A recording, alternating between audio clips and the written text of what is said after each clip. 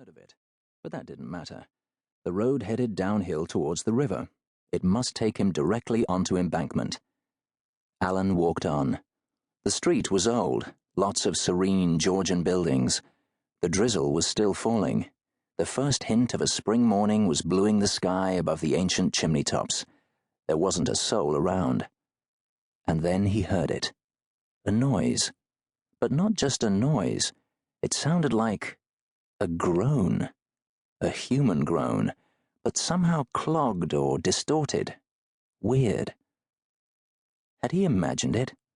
Alan checked the pavements, the doorways, the windows. The little side street was still deserted.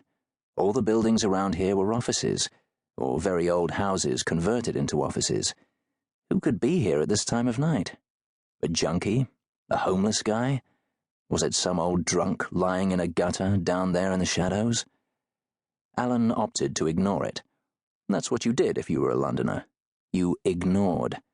Your life was hassled enough in this huge, frenetic, and bewildering city without adding to your daily stress by investigating odd groans at night. And besides, Alan was drunk. He was imagining it. And then he heard it again, distinct. A terrible, chilling moan of someone in pain. It almost sounded like someone saying, "Help," except the word came out as, "Help." What the fuck was that? Alan sweated. He was scared now. He didn't want to know what kind of person, what kind of thing, could make a sound like that. And yet he had to find out. All his moral reflexes were telling him to help. As he stood in the gentle rain, he thought of his mum, what she would say. She would tell him he had no choice. It was the moral imperative. Someone is in pain, therefore you help. He looked left.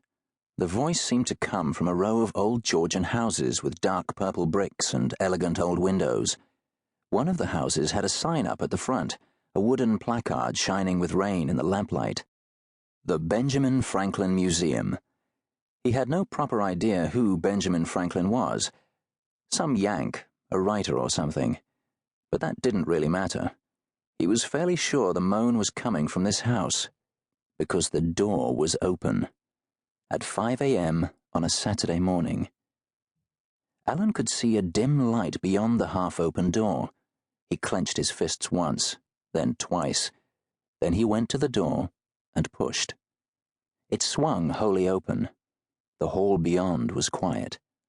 There was a till in the corner, a table stacked with leaflets, and a sign that read, "Video presentation this way."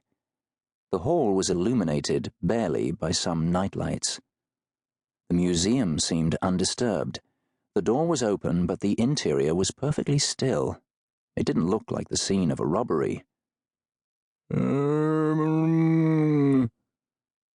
There it was again, the curdling groan, and this time it was plainly apparent where it came from. The basement. Alan felt the talons of fear grasp his heart, but he stifled his nerves and walked determinedly to the end of the hall, where a side door led to some descending wooden stairs. Alan creaked his way down them and stepped into a low cellar room. A bare bulb hung from the ceiling. The light was soft but bright enough. He gazed about. The room was unexceptional, apart from one thing.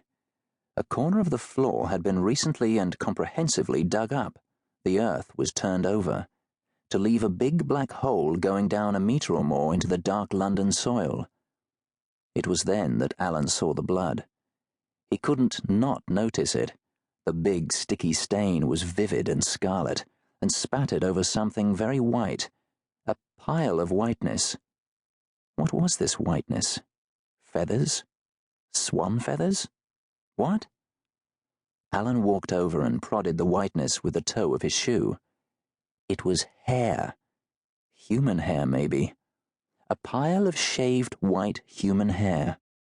And the blood was spattered luridly across the top, like cherry sauce on lemon sorbet, like a sheep's miscarriage in the snow.